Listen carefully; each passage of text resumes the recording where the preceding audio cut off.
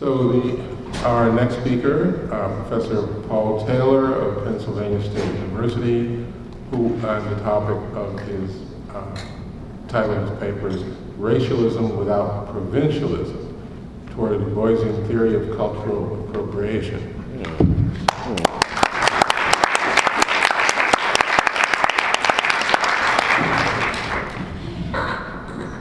Thank you for that very warm welcome.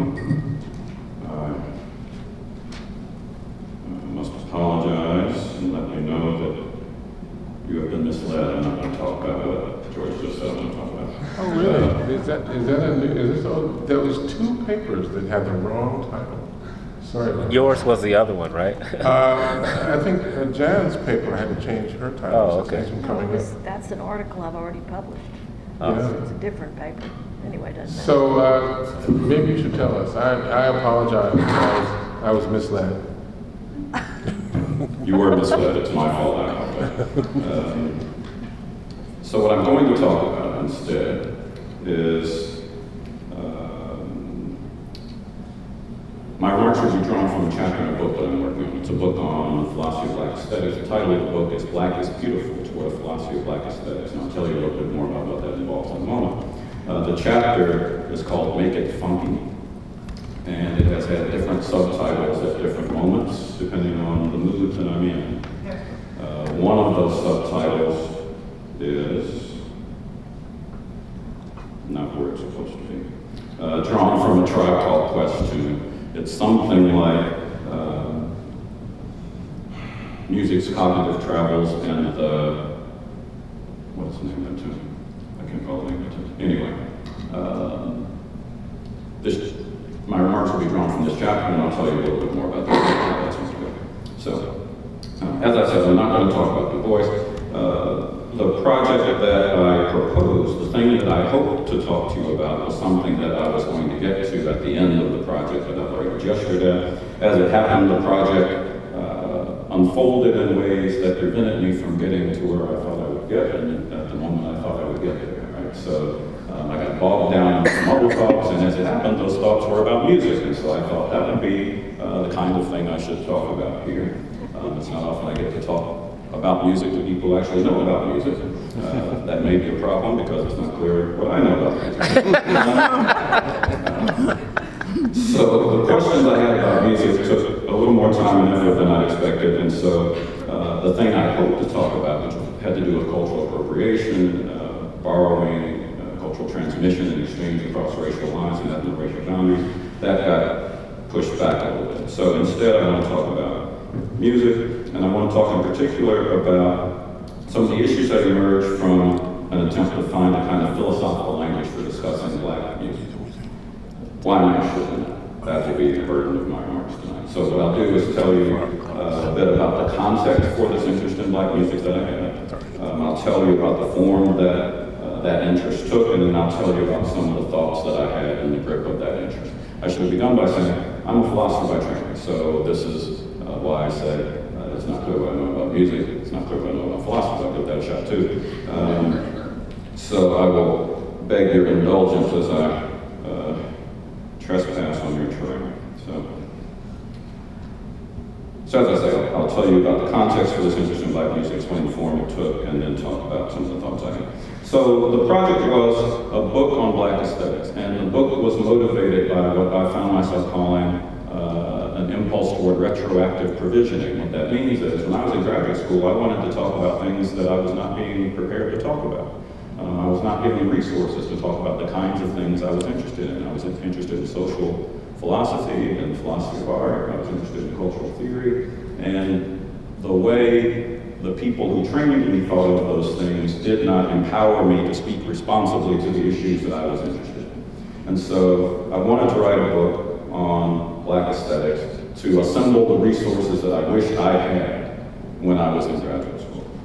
And so this book was the result of giving into that impulse.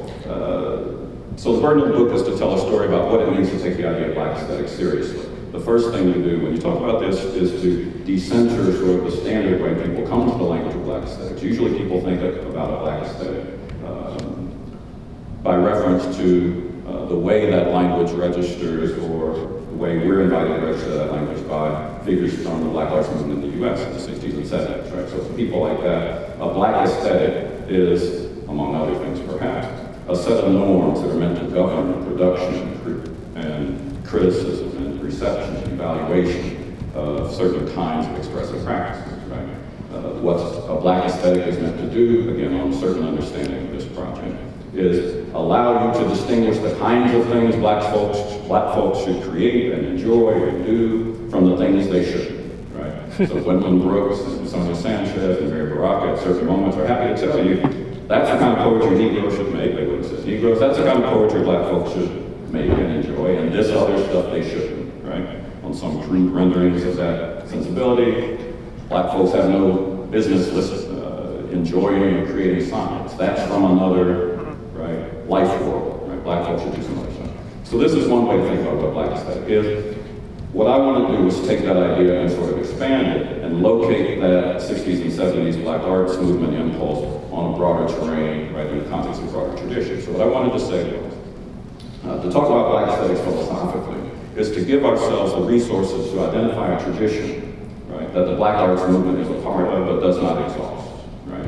And so you have Amiri Baraka in conversation with Ralph Ellison about the probity of these sort of nationalist or essentialist thoughts, right? Mary Baraka will say at certain moments, right, that there are certain kinds of things Negroes are meant to do and other things for white folks, and Ralph Ellison will say that's crazy talk, right? We are all incontestably mulatto in the United States, he would say, borrowing language from Alvin Murray, right? So my claim when I talk about Black aesthetics in this sort of philosophical register is that the tradition of Black aesthetics is one that is capacious enough to countenance this argument between Baraka and Ellison, right? Between Stanley Crouch and Toni Morrison, right? It's a tradition that is constituted not by an essentialist appeal to or invocation of certain kinds of norms that are meant to govern our practice. It's a tradition, rather, that is united by certain kinds of arguments and debates and themes and questions that recur over and over and over, right? What are these kinds of themes and questions?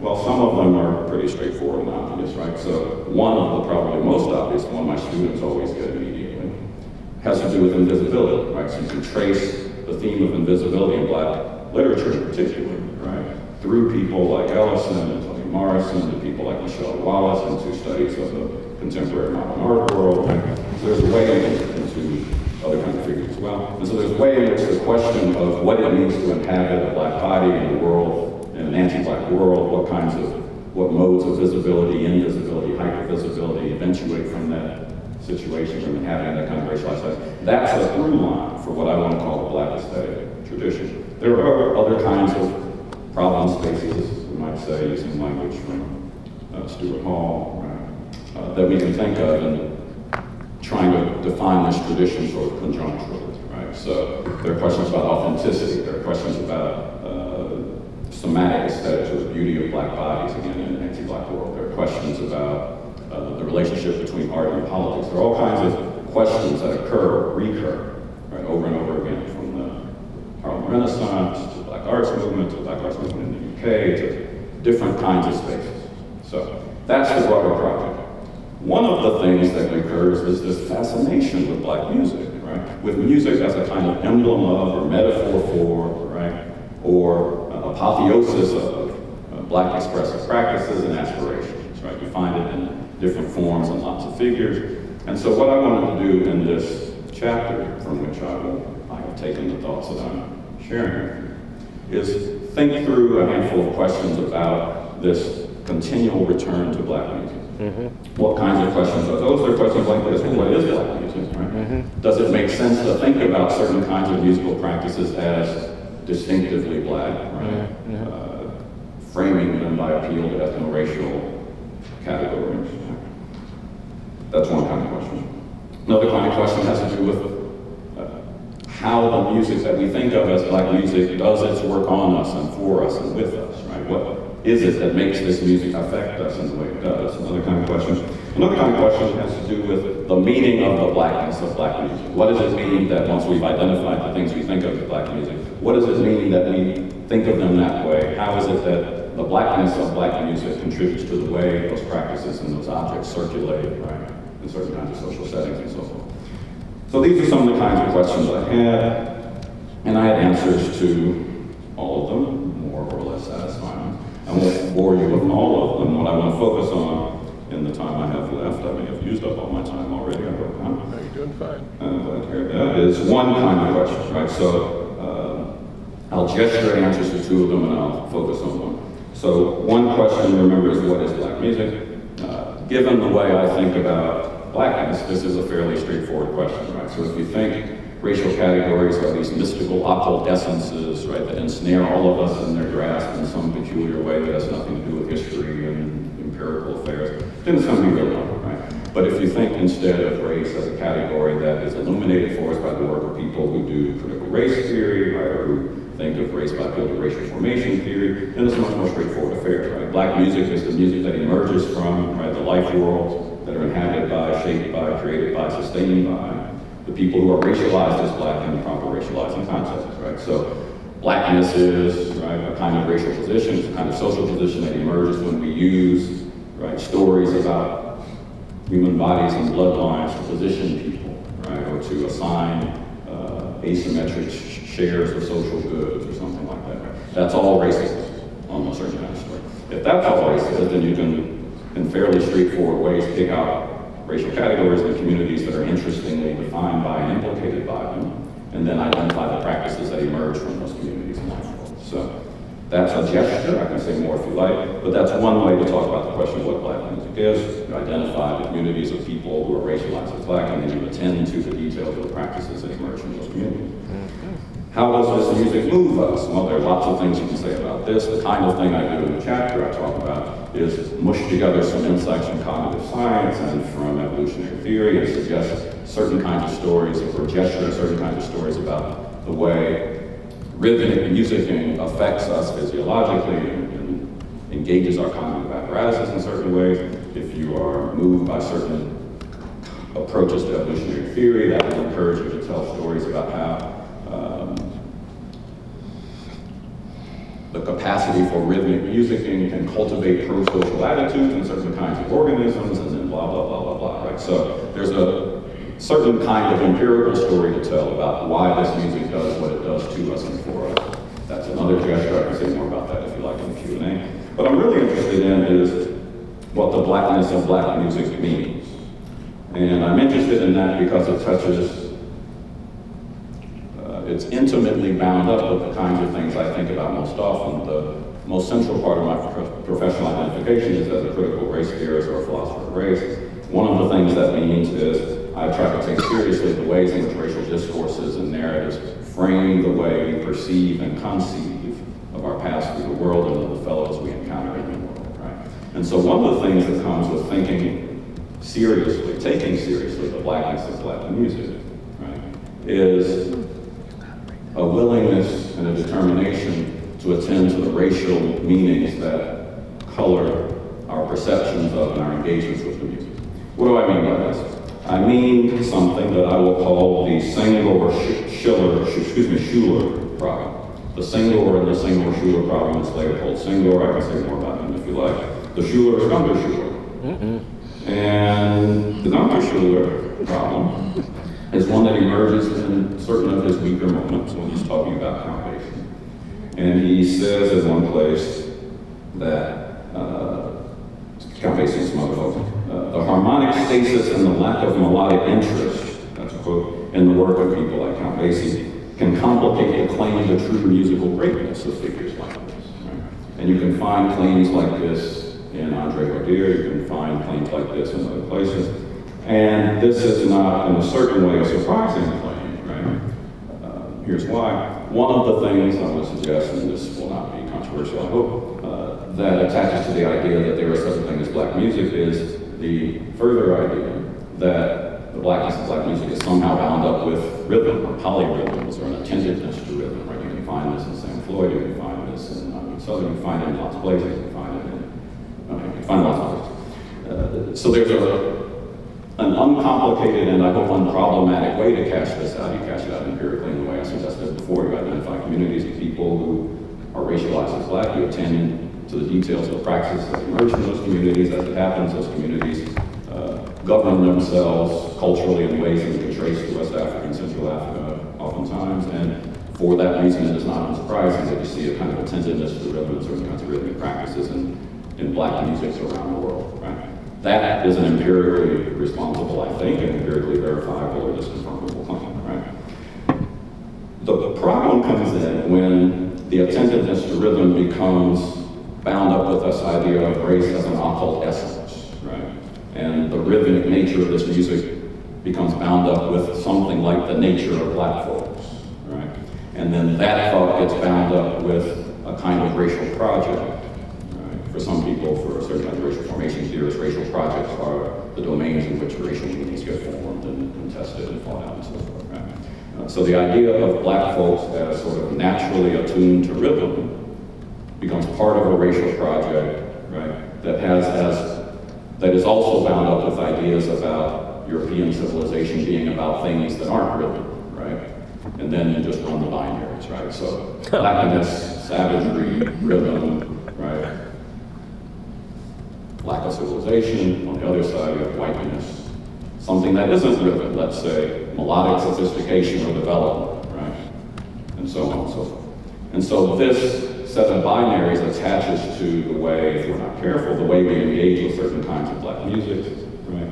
And complicates what one would hope, one would otherwise hope would be a kind of responsible engaging with this music from figures like Dr. Schumann, right? So what does it look like to engage this attentiveness to rhythm, right? This insistence on rhythmic music in black life forms in a responsible way? Well, it looks like the sort of thing that Ingrid Monson does when she responds to Gunther Schuller, right? She says, well, look, what looks like a lack of musical sophistication only looks that way because you're only looking at part of the music, right? If musical sophistication just is melodic development, then yeah, you win, right? But if musical sophistication can account for something like what Amiri Baraka would call the changing saying, Ingrid Monson doesn't say this, I say this. If our account of musical sophistication can account for what we might think of as a kind of dynamic repetition, right, then we'll see that things of interest are happening in count pieces using the way things of interest are happening in Brazilian ensembles and so forth. It's just not happening in the registers in which people who are committed to a kind of European civilizations or Eurocentric civilizations project are looking for, right? So, what does that sound like? Well, here's what it sounds like. I would prefer to play James Brown's The Big Payback, but no. We kind of need that right now. We need this too. This is a hidden gem of the funk here. So I really appreciate the thought, the worry about hip-hop exceptionalism. I share this worry, which is why I'm keen to go back to the funk here. So this is, I won't tell you who it is, I'll see if you know who it is. Larry Brown. There you go. You got it. Half a bar. Yeah. No, not loud enough.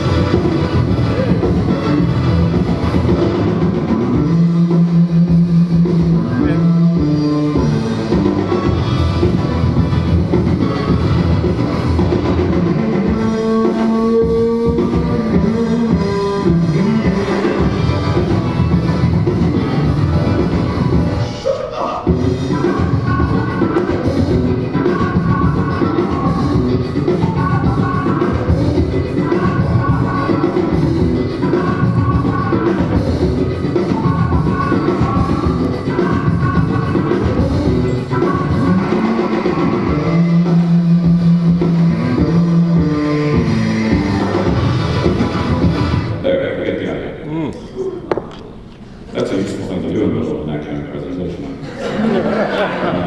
So I'll close with this. Why did I play that? Well, because that music and music like it, Big Payback does even better. Big Payback is 7.5 minutes long, right? And 6 minutes and 40 seconds of it are basically the same thing over and over on a certain level, right? So what's at stake for me in playing this music? Well, it shows you both what Gunther Schuller is in a way worried about and the way out of that worry, right? So the suggestion I've made is that we can only motivate, it's not fair to Gunther Schuller, but you all can fix it later. It is impossible to motivate that worry without a certain kind of racial ideology built into and complicating our engagement with the music, right? It's only if we refuse to attend to complexity on the rhythmic side that the lack of melodic development becomes an issue. So it doesn't matter. So if you're only concerned with melodic development, then the fact that Big Payback is 70% the same thing on a certain level is going to be a problem.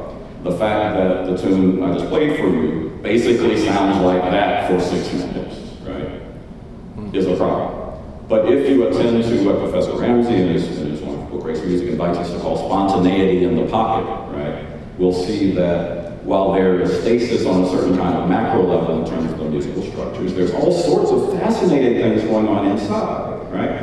And we can't attend to those if we're blinded by certain kinds of racial ideologies that connect blackness and savagery and rhythm in ways that we should disentangle, right? So that's the suggestion. I'm happy to talk more about that in the Q&A. Thank you for your attention.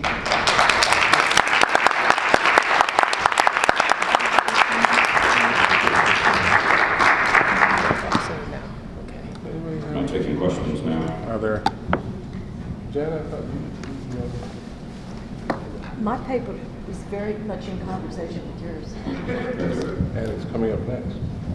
So I just Are there other? Thank you for that talk. There is a great article that has just been published on this topic, and I know you're going to love this because it will give you a lot to work with. It's new riffs on the old mind-body blues, black rhythm, white logic, and music theory in the 21st century by Tom Pritchard. And it's hot off the press.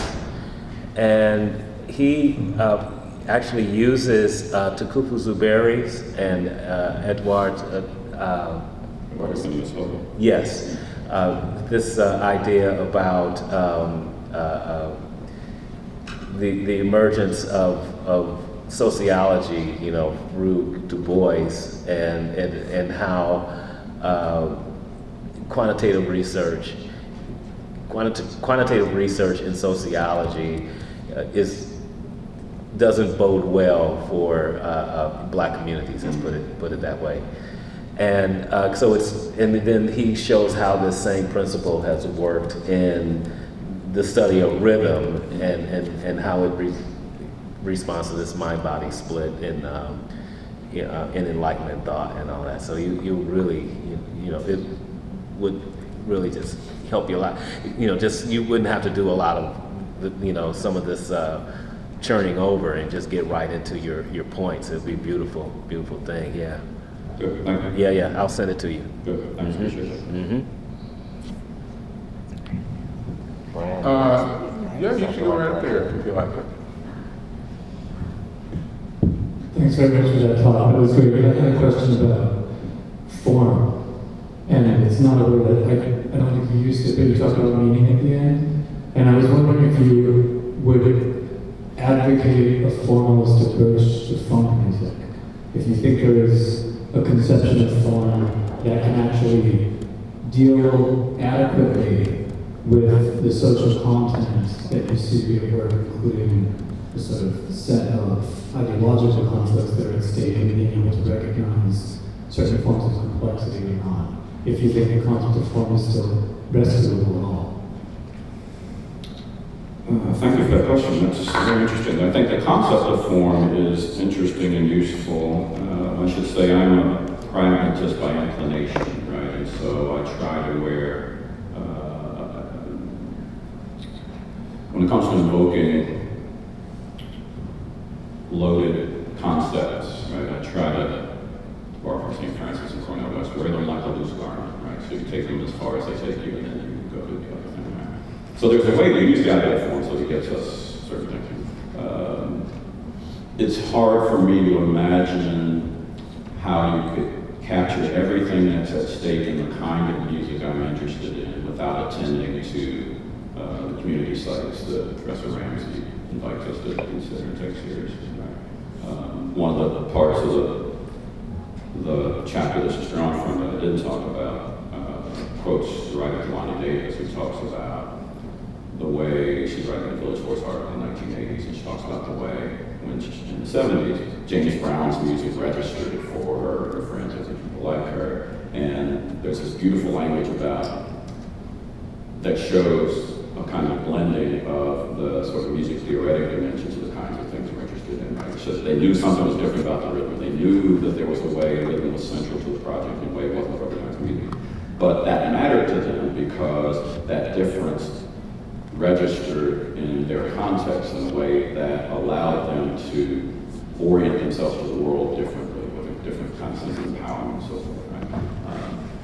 And so it's hard for me to imagine that you could capture everything that's at stake with formalist approach, but I'm sure you could capture things that are useful and interesting. But beyond that, I'll have to defer to my betters because that's not my field. As I say, I'm an interloper here. Please.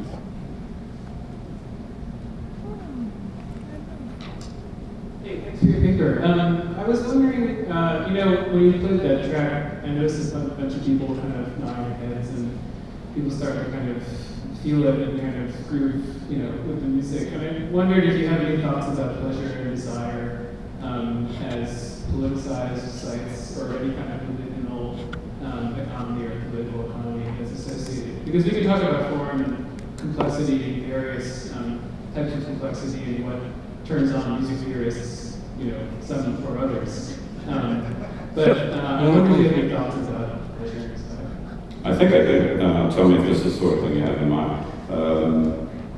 So I mentioned that in one of the gestures I gave you at one of the questions I did not go into detail with, that there's a way to think about the way this music moves us that relies to varying degrees on certain kinds of evolutionary theory and cognitive science, right? So one way to catch that out is just to say, well, look,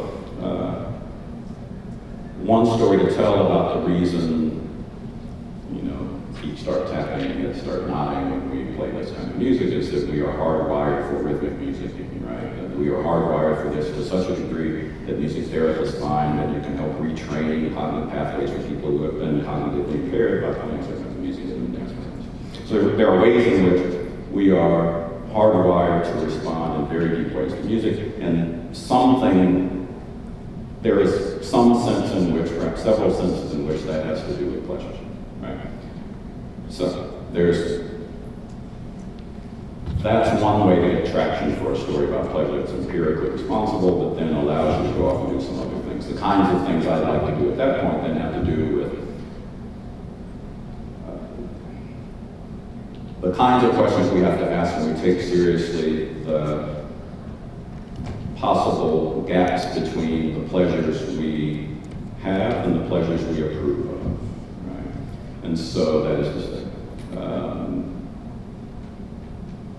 one of the things we have to do when we engage, if we aspire to engage responsibly with cultural practices, is recognize the need for and cultivate the capacity to retrain our perceptions when necessary. That is to say, we are often encouraged to enjoy things for reasons that we would not approve reflectively, right?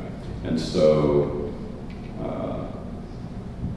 it's one thing to talk about pleasure as the sort of point of entry to a story about how we engage with certain practices. It's another thing to do that in an ethically responsible way, right? So this isn't going quite where I want to do that. Am I sort of getting there? Yeah, it just struck me that in a biopolitical sense, black bodies become the site of a lot of people's desires, or racialized bodies become the site of a racialized desire.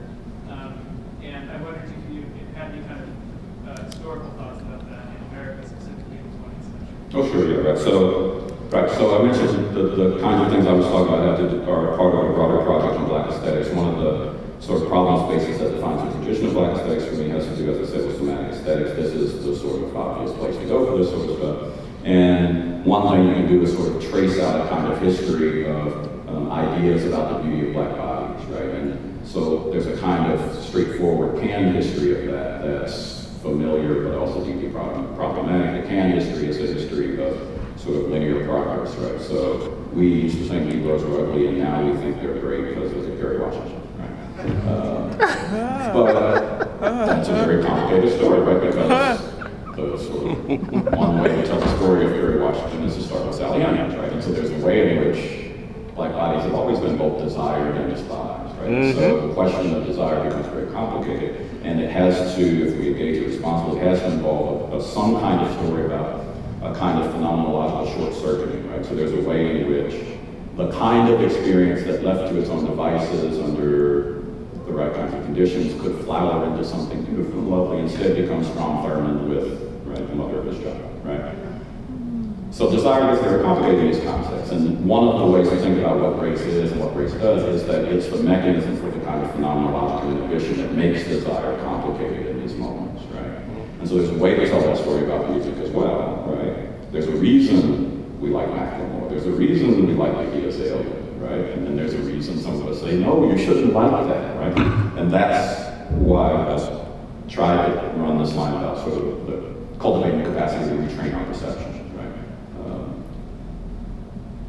Yeah, Macklemore sounds good, okay, maybe if you listen for a minute, but then if you think about what's going on, the political economy of that enterprise, then maybe it shouldn't sound that way. Maybe you should interrogate the you that responds to that in the way that you have, right? So, something like that. Thank you very much. Thank you.